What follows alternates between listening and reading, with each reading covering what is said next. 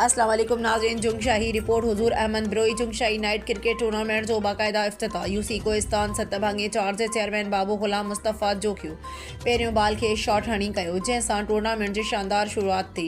उन मौक़े ते ऑर्गेनाइज़र कमेटीअ जे मुनीर ब्रोही, परवेज़ अली ब्रोही, आमिर ख़ान मक्सी ऐं राशिद ख़ासकैली पारां आयल ख़ासि महिमाननि खे सिंधी सक़ाफ़त मूजिबि लुंगियूं ऐं अजरकनि जा तोहफ़ा पेश करे आजियाणो ॾिनो वियो। तक़रीब में यूसी कोहिस्तान जे चेयरमैन करीमुल्लाह जोखियो, यूसी जुंगशाही जे चेयरमैन हसन अली भूरो जोखियो, मेंबर ज़िले council Thatta engineer Abdul Qadir Shaikh, director water board and sewerage Karachi वॾेरो इरफान जोखियो ऐं ॿियनि मौज़ूज़िन शख़्सियतुनि शिरकत कई।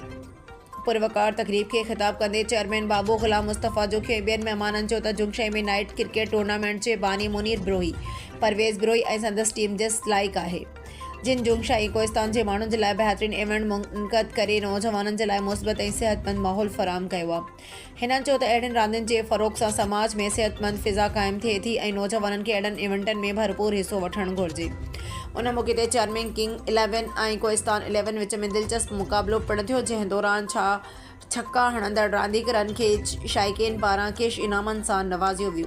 ग्राउंड ते शाइक़ीन जो वॾो अंग मौजूदु हो, जिन ज़बरदस्त ताड़ियूं वॼाए रांदीगरनि जी हिमत अफ़ज़ाई कई।